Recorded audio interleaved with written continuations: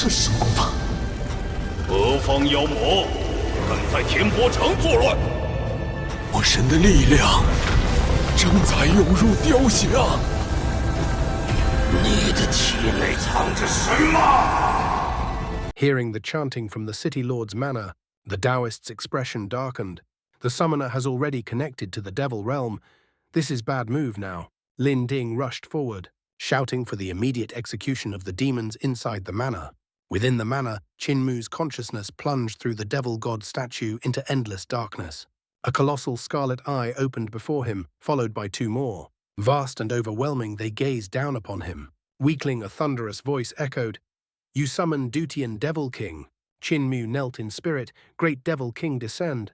I offer you the lives of all divine arts practitioners in Heaven Wave City." The eyes ignited. "As you wish." The altar blazed. Heaven Wave City appeared beneath Qin Mu's gaze as lives vanished one by one, the Devil King confirming his sacrifice. When Qin Mu protested, the Devil King silenced him, forcibly using his consciousness to descend.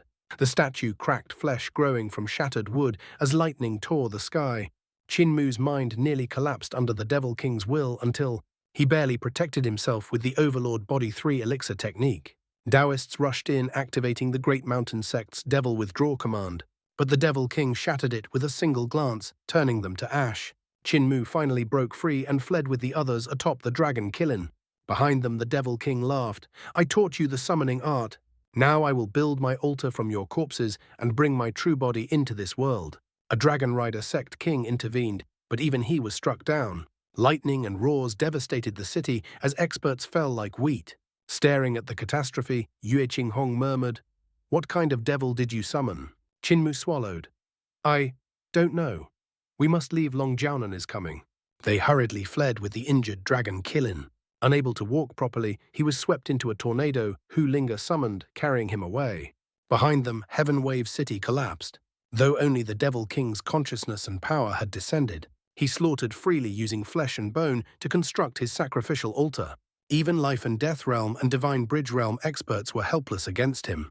His roars crippled thousands of divine arts practitioners, while his 12 gazes massacred soldiers outright. The city dissolved into chaos as people fled or were smashed to death by the raging river. Chanma realized grimly that with proper coordination, the city might have resisted briefly, but the sects scattered like loose sand, each fleeing for their own lives. A violent shockwave blasted Qin Mu into a forest. Badly injured, he barely protected Hu Linga, reviving her with dragon saliva. When she awoke crying about losing the dragon Qilin, Qin Mu reassured her, though the rest of their companions were also missing. As they searched, the forest parted. A colossal snake emerged. Long Jiaonan appeared atop it, battered but furious. "You destroyed Heaven Wave City. Who sent you the Imperial Preceptor?" Qin Mu fled instantly, teleporting through the forest. Long Jiaonan pursued relentlessly, revealing a terrifying ability. She shed her skin, emerging uninjured in a new body. Only then did Qin Mu realize Long Jiaonan was female, raised as a son. Sensing Qin Mu's gaze, she pinpointed his position. He barely escaped again. Both rose into the air and froze. Below them, Heaven Wave City was gone. In its place stood a mountain of blood and bones. Dutian Devil King battled the Dragon Rider sect's dragon King and another cult master, overwhelming both. Above the city, the sky tore open. From the vortex poured tens of thousands of heavenly devils of Dutian, killing each other as they fell, their corpses enlarging the altar. Blood rained from the sky. High-ranking devils descended, chanting ancient devil speech as radiant runes filled the heavens. Qin Mu's eyes twitched. "I may have caused a catastrophe far worse than crippling the Imperial College." Long Jiaonan hesitated.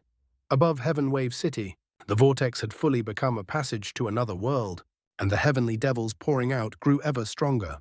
Standing atop the sacrificial altar, Dutian Devil King spread his 8 arms and roared, "Leave the dying darkness of Dutian. This new world is rich with food and women, and its defenders are weak. Come trample it with me." Long Jiaonan watched in despair as her father lay crushed beneath the Devil King's feet, his flood dragon immobilized. Another cult master had already been beheaded, his head held aloft like a trophy. Was Dragon Rider sect truly finished? The heavenly devils fell like rain. Qin Mu was blasted from the sky, landing amid several devils. Calmly he fought back, beheading one, shattering another's soul, until a cow-headed devil challenged him head-on. Before it could strike, Long Jiaonan's colossal snake crushed it flat. She charged into the horde, but even she was quickly bogged down. Heavenly devils swarmed endlessly, blotting out the sky. Cold sweat trickled down Qin Mu's face. This disaster is beyond me. Suddenly brilliant light surged from the south. Sword formations. Countless swords, millions, filled the heavens. Wherever they passed, heavenly devils fell headless. Sword pellets spun like moons, releasing flying blades in endless variations. The black sky cleared in moments. Dutian Devil King roared in fury and hastened the summoning of his true body. Devil chants thundered as a massive flame-wreathed foot pushed through the void. The sword formations turned as one and charged Heaven Wave City. The Devil King raised a black barrier. An earth-shattering clang erupted as swords struck it, deafening mortals and devils alike. Even across the river, Eternal Peace soldiers clutched their ears in agony. On the far shore, Duke Wei stared in shock.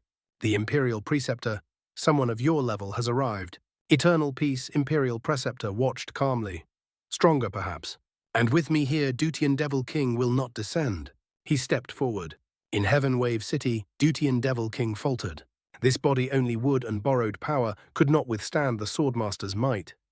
Fear surged. Then a single sword light flashed. It was perfect, so perfect that the Devil King could admire it without regret. His head fell. The barrier shattered. The Devil King's corpse collapsed. The flying swords withdrew, reforming into thousands of spinning pellets before returning to a single wooden chest. The summoning ceased. The vortex shrank. Dutian Devil King's true body was forced back, his furious roar fading into the void.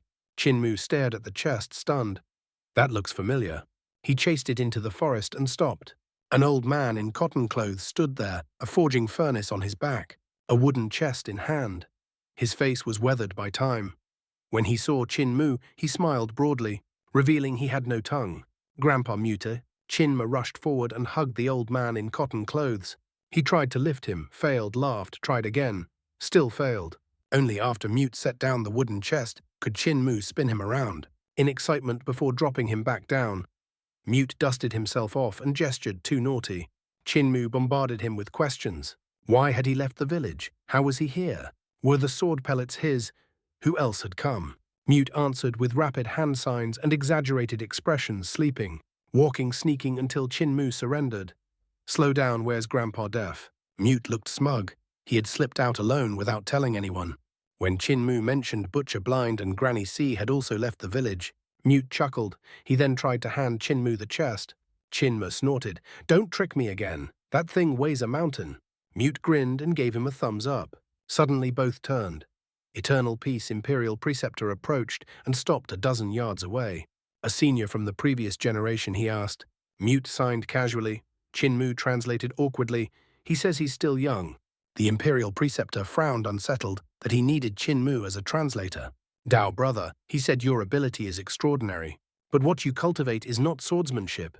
May I witness it? Mute fastened the forge on his back and opened the chest. Inside were countless thumb-sized sword pellets. With a wave of his hand, they melted into liquid light, flowing over his body and forming a radiant armor etched with ancient defensive runes. The light shifted again, becoming a colossal bell, then a silver dragon, then a soaring sword, a falling shield, a spinning umbrella. The pellets could become any weapon, any treasure, even divine arts themselves. Qin Mu stared, stunned. This was the first time he had seen Mute's true ability. Even the Imperial Preceptor was speechless. At last the liquid light formed a silver boat. Mute leapt aboard, waved cheerfully at Qin Mu and vanished into the sky. That was remarkable, the Imperial Preceptor murmured. You know him? He's my elder, Qin Mu said. The Imperial Preceptor misunderstood, then slowly realized Qin Mu came from the great ruins. His gaze deepened, a family of profound depth. Then he asked calmly, who summoned the devil god? I don't know, Qin Mu replied smoothly. I almost died myself. The Imperial Preceptor nodded, accepting it. The summoner earned great merit, but also grave sin. I will bury this achievement. No merit, no blame.